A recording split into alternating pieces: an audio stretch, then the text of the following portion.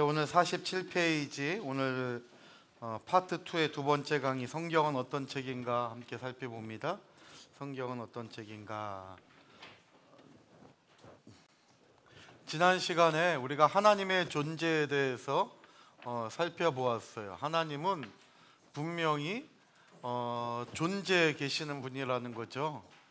하나님은 당신의 존재성을 우리에게 보여주시는데 그 존재를 나타내 주신 그 방편이 바로 이제 계시라 그랬죠. 계시. 그래서 하나님은 계시를 통해서 우리에게 하나님의 계심을 나타내 주셔요. 그래서 이 계시는 두 가지가 있다 그랬죠. 일반 계시가 있고 그 다음에 특별 계시가 있다. 그래서 이 우주 만물 자연은 일반 계시에 들어가요.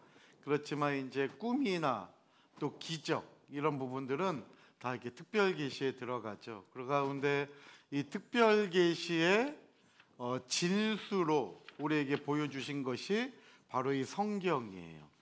그래서 성경은 계시의 책이에요. 그래서 우리 성경은 바로 하나님이 우리에게 특별히 주신 특별 계시의 책이 바로 이 성경이에요. 그래서 이 성경은 하나님을 보여주는 거죠. 하나님의 존재하심을 보여주는 게 성경이에요. 그래서 성경이 아주 중요한데 이제 오늘 이 성경은 어떠한 책인가 우리 47페이지에 있는 내용을 통해서 함께 살펴보도록 하겠습니다.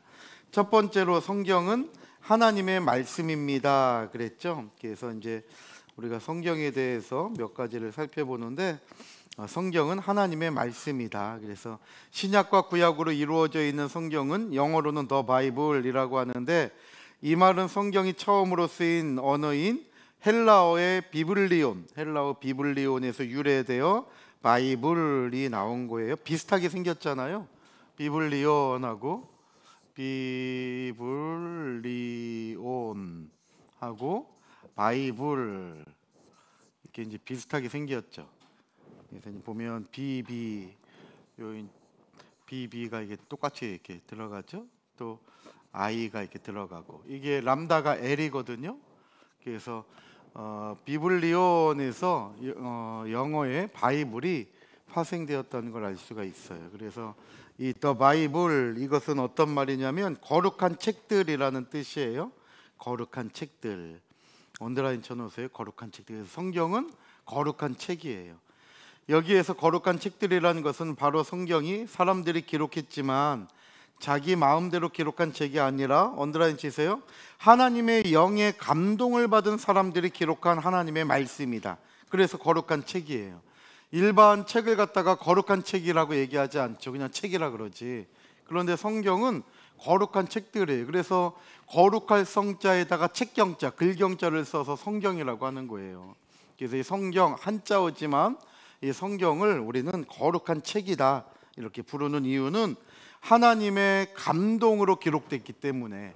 그래서 우리는 이 하나님의 감동을 완전 축자 영감설이라 그러죠. 우리 보수신학에서는 이 성경이 완전하고 축자라고 하는 것은 글자를 따라서라는 뜻이에요. 완전 축자 영감설이다. 그래서 성경은 하나님의 감동, 영감을 통해서 기록이 되었는데 그것은 완전히 글자 하나하나에까지도 하나님이 다 감동을 주셔서 기록을 했다는 거예요. 그래서 성경은 모든 것 하나하나가 다 하나님의 뜻이 깃들어져 있고 단어 하나, 글자 하나에 하나님의 의도하심이 있다는 거예요. 그래서 이것을 가리켜서 완전 축자 영감설이다. 우리 보수신학에서는 이렇게 얘기하는 거예요. 한번 따라해 보세요. 완전 축자 영감설. 네, 그것은 우리 성경에 많은 글씨들이 있잖아요. 이 단어 하나, 글자 하나하나가 다 하나님의 감동으로 기록된 거예요. 사람은 그 감동을 받아가지고 기록을 한 거예요. 그래서 완전 축자 영감설이라고 얘기를 해요. 그래서 그 성경은 사람의 책이 아니라 하나님의 말씀이 기록된 책이며 하나님의 말씀 자체다. 이렇게 우리는 얘기할 수 있는 거죠. 베드로후서 1장 21절의 예언은 성경의 말씀이에요. 언제든지 사람의 뜻으로 낸 것이 아니요 그러니까 여기에는 사람의 뜻이 들어있지 않아요. 성경은요. 오직 누구의 감동이에요? 성령. 가로에다가 성령, 또 감동 적으시면 되겠죠. 성령의 감동하심을 입은 사람들이 하나님께 받아 말한 것임이니라 그랬죠. 그래서 성경이 사람의 책이 아니라 하나님의 말씀이라는 사실은 여러 가지 입장에서 증명되고 있는데, 저는 이 네 가지가 참 중요한 것 같아요. 첫 번째로 성경의 통일성과 일관성. 저는 이게 참 놀라운 사실인 것 같아요. 성경은 통일성과 또 일관성을 가지고 있다는 거. 자, 이 성경은 처음 모세오경으로부터 마지막 요한계시록까지 약 1500년에서 1600년이라는 긴 기간에 걸쳐서 기록이 되었다는 거죠. 그러니까 1500년에서 1600년에 걸쳐서 성경이 기록되었다는 거. 여기에는 수많은 사람이 거쳐갔잖아요. 그리고 성경의 저자가 35명 내외로 우리 보수신학에서는 얘기해요. 이제 히브리서 같은 책은 이견이 있다 그랬죠. 누가 지었는지, 저자에 대한 어떤 대부분의 사람들은 바울이 지었다고 얘기하지만 또 바울이 지은 것이 아니라고 강력하게 주장하시는 분들도 있어요. 그래서 히브리서라든지 이런 거는 확실하게 이게 여러 의견들을 다 이렇게 받아주고 있는 상태예요. 그러니까는 그 바울이 지었느냐 딴 사람이 지었느냐에 따라서 이 인원수가 좀 들어가고 줄고 할 수가 있는 거죠. 그래서 35명 내외로 우리 보수신학에서는 한 요 정도 인원으로 봐요. 또 이 성경이 기록된 거 보면 한 나라에서 지은 게 아니라 여러 나라 사람들이 기록을 해요. 그러니까 나라가 달라요. 또 문화가 다르죠. 나라가 다르면 당연히 성장하는 문화가 다르잖아요. 그러니까 어떤 걸 보더라도 우리 한국 사람들이 보는 관점과 미국 사람들이 보는 관점이 다를 수가 있잖아요.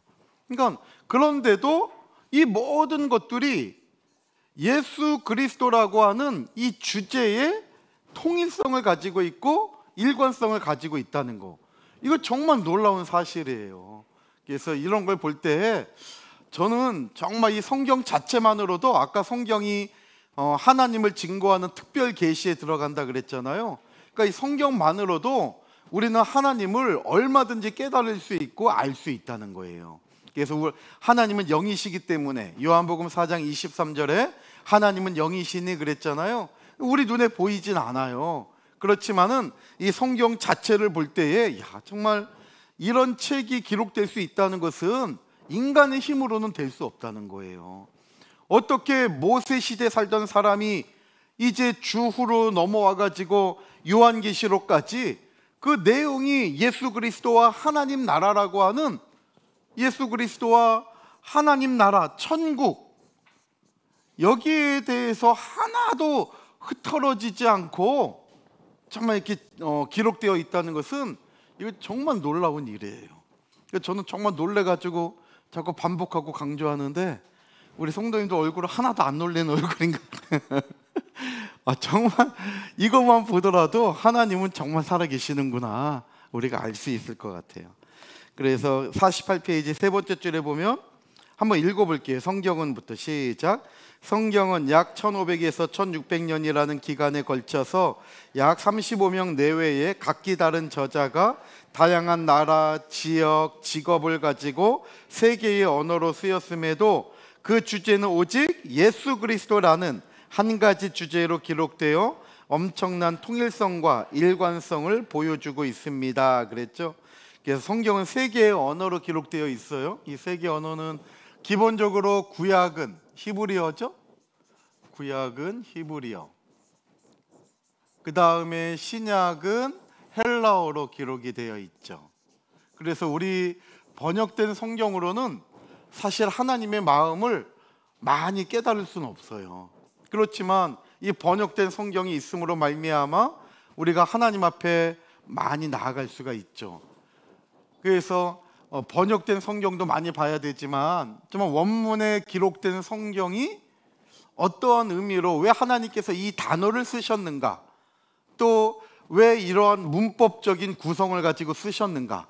이게 정말 중요한 거예요.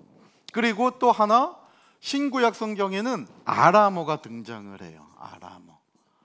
그래서 이와 같이 성경은 세 가지 언어로 기록이 되어 있어요. 헬라어, 히브리어, 아람어. 그래서 달리다굼 이런 건 아람어예요. 이제 소녀야 일어나라 할 때 달리다굼 이건 이제 아람어에 들어가요. 그 다음에 두 번째, 예언의 성취성. 참 성경은 이와 같이 1500에서 1600년 동안 기록되어 있지만은 더 놀라운 것은 많은 예언과 성취로 기록이 되어 있거든요. 예언과 성취로 기록이 되어 있는데 이 긴 기간 동안에 예언의 말씀이 그대로 이루어졌다는 거죠. 그래서 32,500가지의 학자들은 성경에 32,500가지 예언이 있다라고 정리를 하고 있어요. 근데 이것들이 다 예수님의 초림을 중심으로 예언된 그대로 성취가 돼요. 그래서 여기서 하나 더 우리가 알게, 구약의 예언의 말씀은 반드시 성취가 돼요. 근데 이미 초림의 사건을 통하여 예수님께서 2000년 전에 오신 이 초림의 사건을 통해서 이루어졌고, 마지막 이 성취는 재림의 사건을 통하여서 최종 성취가 되는 거예요. 그럼 보면 어떤 말씀은 한 예언인데 한 말씀이 초림 때 이루어졌고 또 그 말씀은 재림 때도 이루어지는 거예요. 그래서 이걸 가리켜서 학자들은 말씀의 이중적 성취라는 단어를 써요. 이중적 성취다. 하나님의 말씀은 한 말씀이 두 번에 걸쳐서 성취한다는 거죠. 그래서 구약의 말씀이 주님의 초림의 사건을 이루었고, 나아가서 마지막 재림의 사건도 보여주고 있다는 거예요. 그래서 신구약 성경은 다 필요하고 다 중요한 말씀이에요. 그래서 꼭 예수님이 오신 이유를 우리는 신약이라 그러잖아요. 그 오시기 전을 이제 우리가 구약으로 이렇게 나누어져 있는데, 꼭 구약은 초림 예수를 증거하고 신약이 재림 예수를 증거하는 것만이 아니라 구약도 재림의 주님을 증거할 수 있다는 거예요. 그래서 이걸 가리켜서 이중적 성취다라는 표현을 쓰는 거예요. 한 가지 예를 들어놨는데, 미가서 5장 2절에 보면 베들레헴 에브라다야, 너는 유다 족속 중에 작을지라도 이스라엘을 다스릴 자가 내게서 내게로 나올 것이라. 그의 근본은 상고의 태초에니라 그랬죠. 여기 보면 베들레헴 에브라다야, 베들레헴에서 이스라엘을 다스릴 자가 나온다는 거예요. 그러니까 이거 뭐냐면 메시아가, 구약의 메시아가 베들레헴에서 탄생하신다는 거죠. 이 예언대로 마태복음 2장 1절은 성취예요. 그러니까 미가서 5장 2절은 예언 적으시면 되고, 마태복음 2장 1절은 성취죠. 성취 적으시면 되겠죠. 자, 우리 마태복음 2장 1절 읽어볼게요. 시작. 헤로드 왕 때에 예수께서 유대 베들레헴에서 나심에 그랬죠. 그러니까 예수님께서 베들레헴에서 탄생하신 것은 미가서 5장 2절의 예언대로 오셨다는 거예요. 그래서 성경은 이와 같이 예언과 성취로 이루어져 있다는 거죠. 그 다음에 세 번째, 역사적 진실성이에요. 성경은 반드시 역사성을 가지고 있어요. 그래서 성경은 이 세계사라고 하는 큰 하나님의 역사, 이 세계사를 겉바퀴라고 한다면 이 세계사 안에 흘러가는 속바퀴, 이것이 바로 구속사죠. 그래서 이 세계 역사와 구속의 역사는 이렇게 맞물려서 같이 굴러가는 거예요. 바퀴처럼. 그래서 이 세계사를 우리는 무시해도 안 되고, 이 세계사를 관통하고 같이 이 세계사 속에서 흘러가는 것이 바로 하나님의 구속사라는 거죠. 그래서 성경의 역사는 이 세계의 역사와 역사 속에 맞물려서 같이 들어가요. 그래서 성경의 모든 기록들은 역사적으로 고고학적으로도 진실이라는 것이 이미 증명된 책이죠. 학자들에 의해 전설처럼만 여겼던 여리고성, 우리가 성지순례 가면 그 여리고성에 그 묻힌 것이 발견돼 가지고 그 당시 그 성터를 갖다가 이렇게 고고학적으로 하니까 이 여호수아 시대에 그 연대가 나오잖아요. 그래서 이런 유적이 발견됐고, 또 노아 방주도 마찬가지예요. 1955년 프랑스 탐험가 페르난도 라비라에 의해 아라랏산에서 방주의 흔적이 발견된 후 그 역사적 사실성과 진실성이 입증되었다는 거죠. 그래서 성경은 역사적 진실성을 갖고 있어요. 이것은 아까 말씀드린 대로 성경은 하나님의 구속사만을 기록하고 있는 것이 아니라 이 구속사를 이렇게 뒷받침하는 세계사도 같이, 세계사를 통해서 구속사가 증명이 되는 거죠. 그 다음에 네 번째, 말씀의 생명력을 가지고 있죠. 루이스 왈러스라는 사람이 있어요. 우리가 아는 사람인데, 루이스 왈러스, 이 사람은 성경을 불신하여 성경이 거짓이라는 것을 증명하려고 2년 넘게 연구했어요. 대단하죠. 성경은 가짜야, 그러고 시작을 한 거예요. 이런 책이 있을 수가 없어 하고 이제 허점을 찾으려고 2년 동안 연구를 한 거예요. 한 가지 깨달았죠. 성경을 연구하면 할수록 성경의 내용이 진실임을 깨달을 뿐 아니라 성경을 통해 감동을 받고 변화를 받아서 우리가 잘 아는 배너라고 하는 작품을 남긴 거예요. 그러니까 배너, 이건 전 세계적으로 얼마나 유명해요. 근데 이 배너가 나오게 된 것은 성경은 가짜야, 하나님은 없어, 이거를 입증해 내려고 이 사람이 애를 썼다가 하나님은 있다라고 결론이 내려져서 하나님의 은혜 가운데 만들어진 작품이 배너예요. 그래서 이런 걸 볼 때 성경은 반드시 하나님은 반드시 존재하시는 분이고, 성경은 살아있는 그 하나님의 말씀이라는 것을 우리가 알 수 있는 거죠. 이처럼 성경은 사람들을 변화시키는 살아있는 말씀으로서 하나님의 말씀임을 증거합니다 그랬죠. 자, 그렇다면 성경을 주신 네 가지 목적에 대해서 한번 살펴봅니다. 전에 이제 우리가 다 살펴봤는데 한번 정리하는 의미로 기억을 하셔야 돼요. 첫 번째, 자, 예수님께서 하나님의 아들이신 누구를 증명하는 거예요? 그리스도죠. 그리스도. 그래서 우리가 예수 그리스도 할 때 이 용어가 참 중요해요. 예수 그리스도. 처음 신앙생활 할 때는 그저 부르니까 예수님 예수님하고, 또 보니까 예수 그리스도라 그래. 그러니까 따라서 예수 그리스도 또 예수 그리스도 하지만은 여기에는 아주 중요한 우리의 신앙 고백이 담겨 있는 거예요. 예수님은 인성에 대한 표현이라 그랬죠. 그래서 목수 요셉의 아들로서 인성에 대한 표현이에요. 그러나 그리스도는 신성에 대한 표현으로서 하나님의 아들이라는 거죠. 예수님은 하나님의 아들이다. 그래서 마태복음 3장 17절 말씀 볼 때에 이는 사랑하는 내 아들이요 그랬잖아요. 하늘에서 문이 열리면서 음성이 들리는데 이는 사랑하는 내 아들이다. 예수님을 가리켜서 내 아들이다 하나님께서 말씀하셨어요. 그러니까 이와 같이 예수님이 하나님의 아들, 바로 하나님이 신이시니까 예수님도 신성을 가지신 분이라는 거죠. 그러나 예수님은 인성을 갖고 완전한 사람의 모습으로 또 우리 가운데 오신 분이에요. 그래서 이 두 가지를 다 말씀하고 있는 구절이 빌립보서 2장 6절로 8절까지 아주 중요한 기독론적으로 아주 중요한 핵심적인 구절이에요. 빌립보서 2장 6절 말씀 볼 때에 하나님의 본체시나, 그는 하나님의 본체시나 하나님과 동등될 것으로 여기지 아니하시고 7절에 종의 형체를 입어 사람의 몸을 입고 우리 가운데 오신 거예요. 우리 가운데 이렇게 인간의 몸을 입고 오실 때 8절 말씀에 십자가에 달려가시는데 죽기까지 복종하셨다고 말씀하고 있는 거죠. 그래서 이와 같이 예수님은 목수 요셉의 아들로서 완전한 사람의 모습을 입고 우리 가운데 오셨지만 그분은 죄가 없는 하나님의 아들의 성품을 가지고 있다는 거죠. 그래서 이것을 얘기하고 있는 것이 마태복음 1장 족보 가운데 16절에 지난번에도 한번 말씀드렸죠.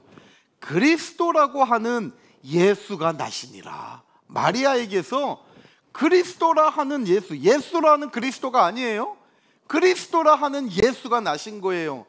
바로 그리스도라 하는 구약의 메시아, 기름 부음을 받은 그 예수가 이 땅에 오셨다는 것을 마태복음 1장 16절에 극적으로 표현하고 있는 거예요.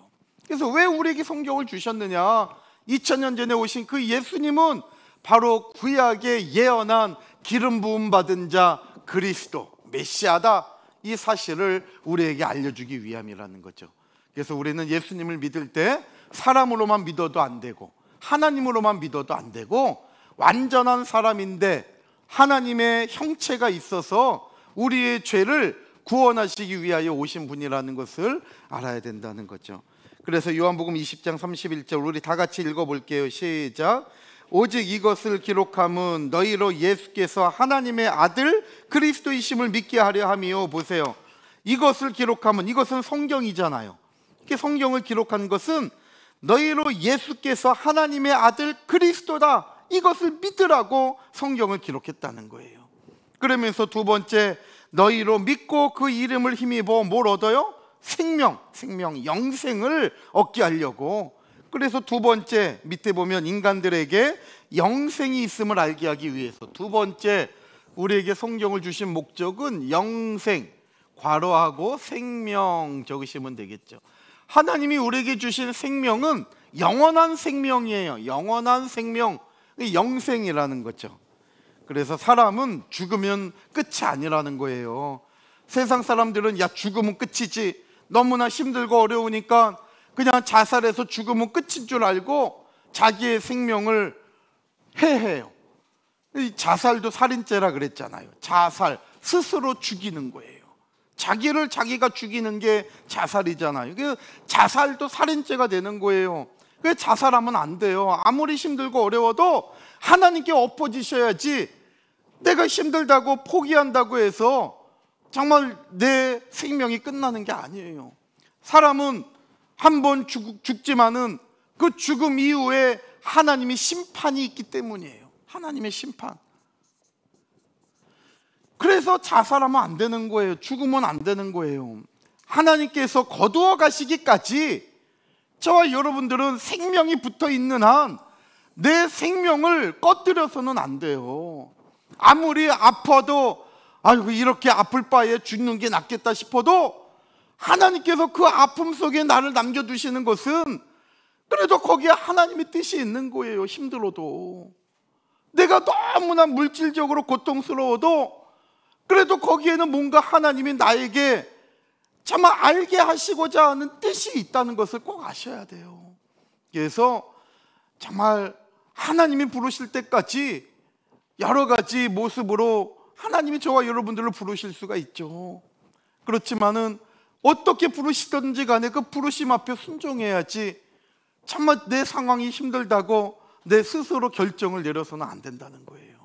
그래서 히브리서 9장 27절에 사람이 한 번 났다가 죽는 것은 하나님의 정한 이치라 그랬어요.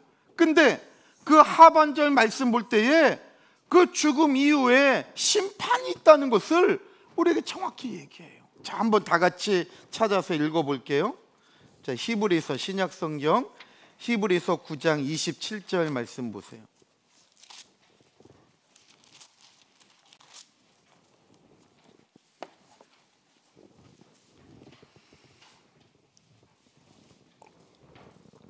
자, 시작. 한 번 죽는 것은 사람에게 정하신 것이요 그 후에는 심판이 있으리니. 아멘. 보세요. 그 후에는 심판이 있어요. 그래서 심판이 있기 때문에 우리는 함부로 내 생명을 내가 주권자가 돼가지고 내 생명인데 어때 그러면 안 돼요. 우리는 모든 것에 다 청지기에 맡은 자예요. 시간도 내 시간이 아니고 물질도 내 물질이 아니고 내 목숨도 내 것이 아니에요. 하나님이 나에게 뜻을 두시고 형상대로 창조하셔서 이곳에 보내주신 거예요. 그래서 생명도 하나님께서 나에게 허락하신 줄 알고 거기에 청지기적인 사명을 가지고 생명 있는 동안에 정말 허튼 짓 할 것이 아니라 하나님의 뜻을 위해서 살아가는 삶이 돼야 된다는 거죠. 그래서 꼭 마지막에는 심판이 있어요. 이 심판은 어떠한 심판이냐? 하나님은 내가 행한 대로 심판하신다는 거예요. 마태복음 16장 27절에 보면 우리를 심판하시는데 들은 걸로 심판하시는 게 아니라는 거예요. 내가 행한 대로. 그러면 저와 여러분들이 말로 행하고 또 행동으로 행하잖아요. 이 행한 대로를 유다서 1장 15절에, 유다서는 1장밖에 없어요. 유다서 1장 15절 말씀 보면 에녹이 예언을 했잖아요. 1장 14절에 에녹이 예언을 하는데 마지막 심판에 대하여 예언할 때 15절 말씀 보면 두 가지래요. 이 에녹이 예언한 하나님의 심판이 첫 번째는 경건치 않은 일에 대한 심판이고, 두 번째로는 경건치 않은 말에 대한 심판이다. 하나님께서는 경건치 않은 일, 경건치 않은 말, 우리가 살면서 내가 경건치 않게 일하고 경건치 않게 말한 것이 결국 그것이 나에 대한 심판의 거리가 된다는 거예요. 그래서 이것을 회개하는 거죠. 여기에서 돌이키는 거예요. 그래서 이와 같이 하나님은 우리에게 생명, 영생을 주려고 성경을 기록하셨다는 거. 그래서 이 심판 앞에 심판의 대상이 아니라 노아와 같이 심판의 기준으로서 살아가는 저와 여러분들이 다 되시기를 주님의 이름으로 축원합니다.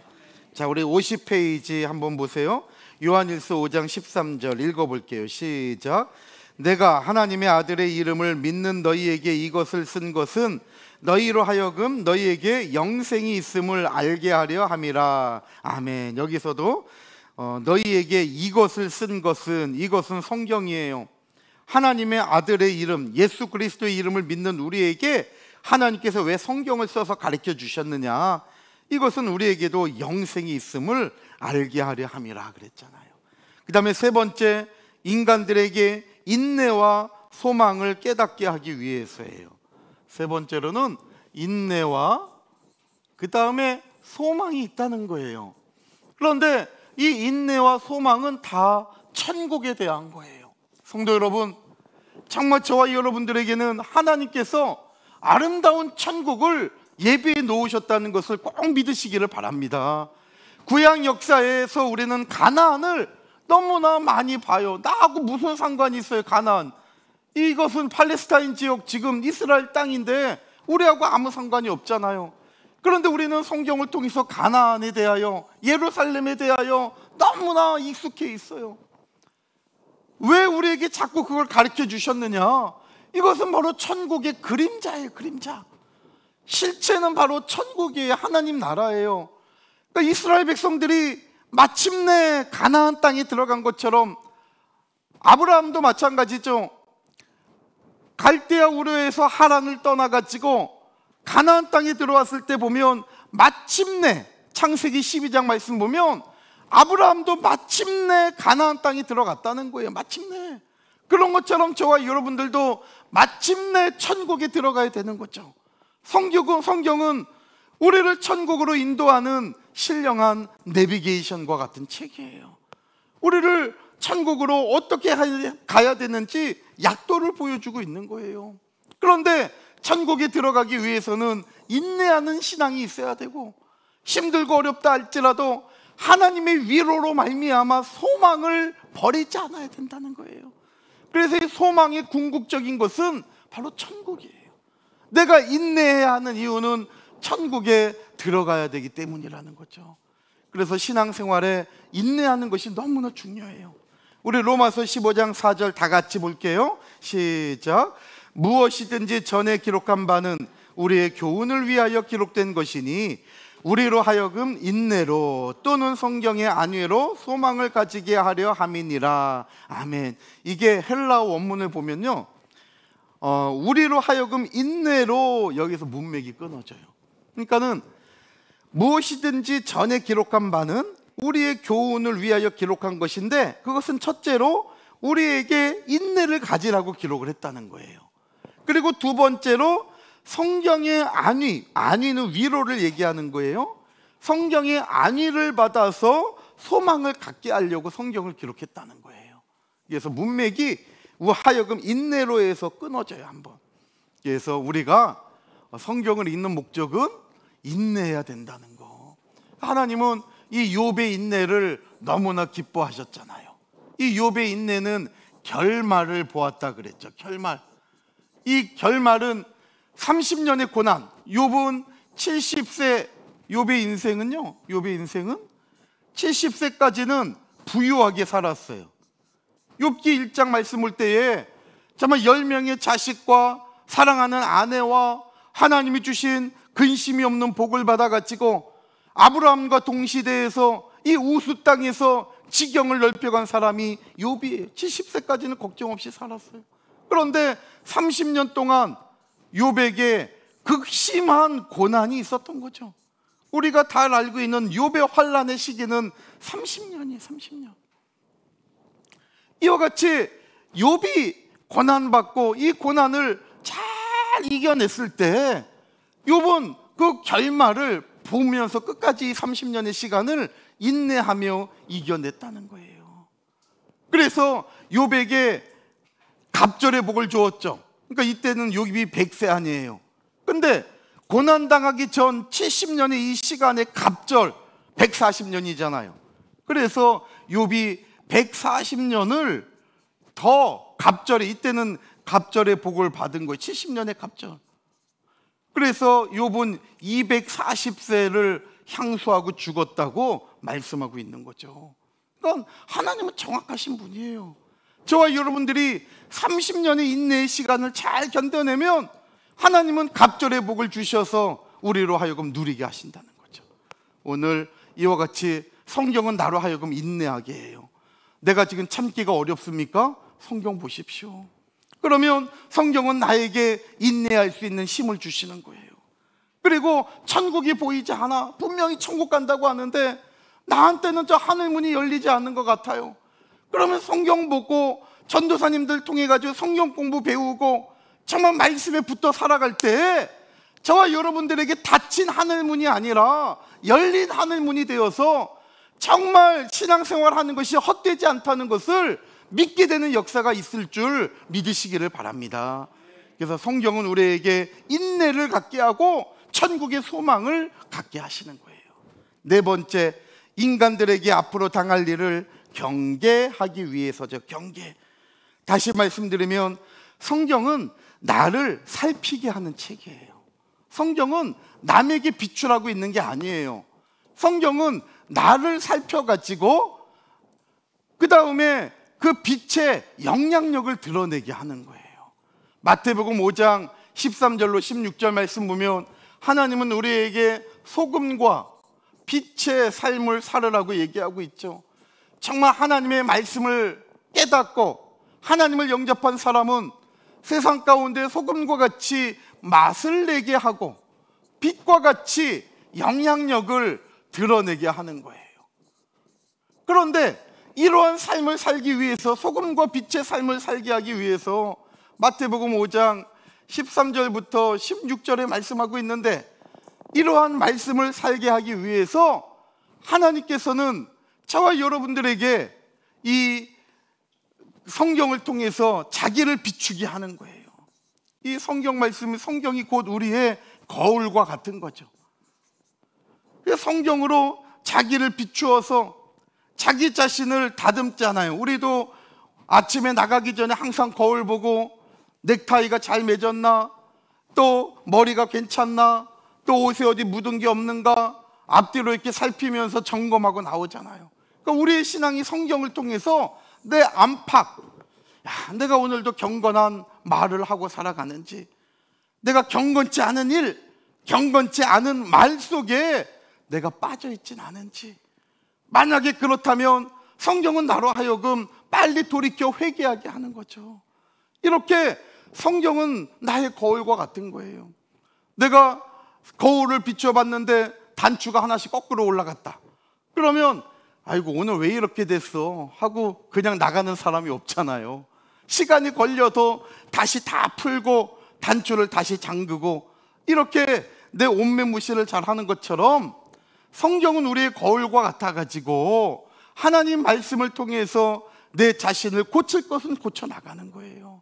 그게 회개죠. 그래서 우리는 내 성경은 우리에게 거울과 같은 삶을 살면서 이렇게 살아간 사람이 바로 세상 가운데 하나님의 뜻을 위해서 맛을 내고 하나님의 뜻을 위해서 영향력 있는 삶을 살아간다는 거예요. 그래서 이것이 없는 사람, 성경에 자기를 비추지 못한 사람은 자기를 위한 영향력이에요. 자기를 드러내는 맛을 내는 삶을 사는 거죠. 그래서 우리는 늘 하나님의 말씀을 통해서 하나님의 영광을 나타내는 고린도전서 10장 31절에 말씀하는 것처럼 먹든지 마시든지 무엇을 하든지 다 하나님의 영광을 위하여 살아가는 삶이 되어야 된다는 것을 믿으시기를 바랍니다.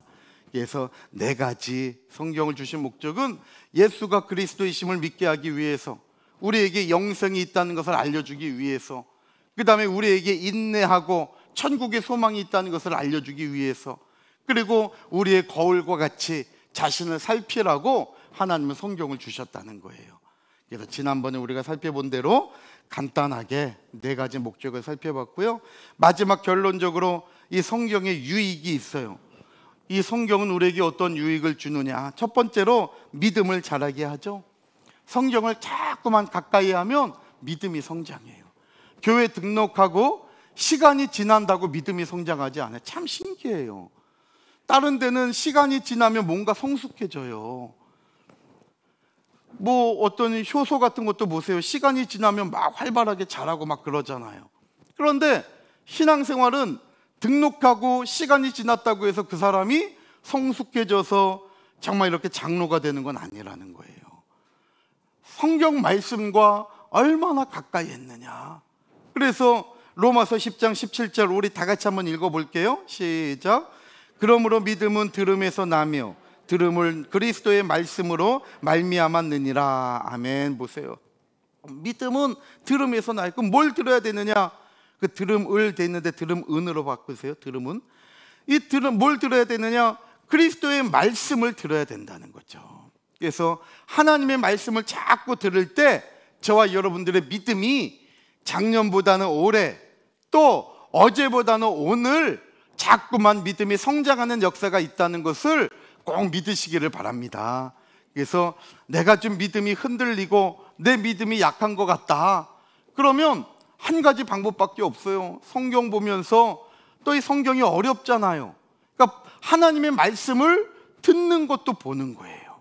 그래서 자꾸만 하나님 말씀을 듣고 깨닫고 성경을 볼 때에 바로 우리에게 믿음이 자라난다는 것을 꼭 기억하시고, 성경과 가까이 하면서 우리의 믿음이 그리스도의 분량까지, 하나님의 원하시는 그 분량까지 성장하는 역사가 있기를 바랍니다.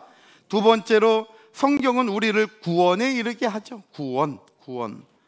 디모데후서 3장 15절에 성경은 능히 너로 하여금 그리스도 예수 안에 있는 믿음으로 말미암아 구원에 이르는 지혜가 있게 하느니라 그랬잖아요.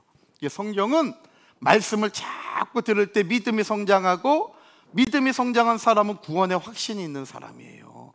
어떤 사람은 믿음이 있다고 하는데 자기는 구원에 대하여 확신을 갖지 못한다면 그분은 믿음이 아직 탄탄하게 생기지 않은 거예요. 그래서 참 하나님 나라는 분명히 있어요. 천국에 대한 확신. 그래서 내가 천국 백성으로 살아가고 있는가? 아까 말씀드린 유다서 1장 14절에 에녹이 예언한 경건치 않은 말과 경건치 않은 일은, 다시 말씀드리면 천국 백성으로서의 삶을 얘기하는 거예요. 그러니까 천국 백성은 경건한 일을 하고 경건한 말을 한다는 것이죠. 그런데 천국 백성이 아닌 사람들은 경건치 않은 일, 경건치 않은 말에도 양심의 찔림을 갖지 않는 거예요. 그래서 오늘 성경은 우리를 구원에 이르게 한다는 거. 그다음 마지막 세 번째, 51페이지에 성경은 우리의 삶을 바른 길로 인도해 주셔요. 바른 길. 참, 그래서 신앙생활 잘하신 분은 온전한 인격도 갖추게 되는 거예요. 바른 길. 시편 119편 105절에 주의 말씀은 내 발의 등이요 내 길의 빛이니이다 그랬잖아요. 하나님의 말씀은 우리의 길을 비춰줘요. 그래서 말씀을 따라가다 보면 그 길이 바로 바른 길이고 온전한 길이 되는 거죠. 그래서 그러므로 하나님의 자녀들은 성경을 마땅히 사랑해야만 합니다 그랬죠. 자, 우리 요한계시록 1장 3절 다 같이 읽어볼게요. 시작. 이 예언의 말씀을 읽는 자와 듣는 자들과 그 가운데 기록한 것을 지키는 자들이 복이 있나니 때가 가까움이라. 보세요. 때가 가까웠대. 마지막 때. 마지막 때가 가까울수록 우리는 이 하나님의 말씀 성경을 읽고 또 듣고 또 지키는 사람들이 되어야 된다는 거죠. 그래서 지킬 때 우리의 삶은 바뀌어요. 그래서 간혹 정말 얼마나 우리가 완악하면 그래요. 사람의 습성은 잘 안 바뀌는 것 같다고. 근데 노력하면 바뀌는 것 같아요. 본인이 깨달으면. 깨닫고 그게 잘 안 되지만 말하는 것을 연습하고 생각하는 것을 연습하고 하면 바뀌어요. 반드시 바뀌어요. 근데 그러기 위해서는 내 힘만으로는 안 돼. 반드시 성령의 역사하심이 있어야 돼요. 아니 바울이 사울이었죠. 원래는 사도행전 9장에서 부활하신 주님을 빛과 음성으로 만나기 전에 다메섹 도상에서 이 사도행전 9장 1절부터 9절 말씀처럼 다메섹 도상에서 부활하신 주님을 만나기 전에 이 사울이 바울이 될 거라고 누가 생각을 해요? 그런데 사울이 바울이 됐거든요. 여기에는 빌립보서 3장에 있는 말씀처럼 4절로 9절 말씀처럼 자기의 모든 것들을 다 배설물로 버린 거예요. 남들이 부러워하는 학력, 자기가 가진 학식, 정말 사람들이 부러워하는 집안, 이 모든 것들을 다 배설물로 버릴 때 사울이 바울로서 완전히 바뀔 수가 있었던 거예요. 이건 사울이었을 때는 핍박자였는데 바울이 되었을 때에는 선교자가 되었잖아요. 그러니까 사람은 바뀔 수 있어요. 어떻게? 내 거를 버려야 돼요. 근데 안 바뀌는 것은 내 걸 버리지 않으니까. 그러니까 바뀌어지지 않는 거죠. 그래서 오늘 성경은 우리를 바른 길로 인도하셔요. 그래서 하나님의 말씀대로 내가 살려고 노력할 때 하나님께서는 반드시 이러한 저와 여러분들을 붙들어 주시고 또 온전케 해주신다는 것을 꼭 믿으시기를 바랍니다. 그래서 성경이 중요한 것은 우리의 믿음을 자라게 해주죠. 우리를 구원으로 인도해 주시죠. 또 이 세상 살아갈 때에도 우리를 온전한 인격으로 만들어 주셔가지고 바른 길로 인도해 주시는 거예요. 그래서 이 하나님 말씀 성경을 귀하게 여기고 벌써 일독하신 분들이 있어요. 일독하셔서 전도사님께 요 카드를 다 읽고 두 번째 카드를 또 받아가신 분들도 있어요.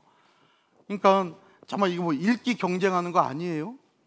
그러니까는 올해 안에 한 번만 일독만 하면 돼요. 욕심내시지 마시고 올해 안에 일독만 하면 돼요. 하면서 자꾸 매일같이 성경을 보려고 노력하는 거, 이게 쉽지 않잖아요. 어떨 때는 성경을 그냥 이렇게 안 보고 하루를 지나갈 때도 막 있잖아요. 요즘 저도 필사 묵상집을 쓰면서 이게 어느 날 보면 안 쓰고 지나간 날이 있게 되더라고요. 이거 벌써 며칠 되지도 않았는데 다시 또 쓰려고 하면 내가 이거 빼먹었구나 또 이렇게 생각하게 돼요. 그래서 늘 매일같이 성경을 생각하면서 산다는 게 쉽진 않은 것 같아요. 그러나 이것이 자꾸 습관이 되어서 살아갈 때 그 하나님의 말씀은 저와 여러분들을 자꾸만 빌립보서 2장 5절에 있는 것처럼 그리스도 예수의 마음으로 우리를 닮아가게 하는 귀한 역사가 있다는 것을 꼭 믿으시기를 바랍니다. 자, 기도하시겠습니다. 하나님 감사합니다. 이렇게 오늘 또 복된 주일 성경에 대하여 다시 한번 짧은 시간이지만은 정리하고 우리의 믿음을 들여다보고 또 천국을 다시 한번 확신 속에 바라보게 하시니 감사를 드립니다. 아버지 하나님, 하나님의 말씀이 이렇게 소중하다는 것을 깨닫게 하셨사오니 정말 아는 척하고 살아가는 것이 아니라 다시 한번 겸손함으로 하나님의 말씀을 순전한 마음으로 대하고 읽고 그러한 가운데 주시는 은혜에 힘입어 믿음이 성장하고 그 믿음으로 구원의 확증함을 가지고 살아가는 우리 모두가 되게 하여 주시옵소서. 이 시간도 기도할 때 하나님께서 응답하여 주실 줄 믿사오며 이 모든 말씀 우리 주 예수 그리스도 이름 받들어 감사 기도 올리옵나이다. 아멘.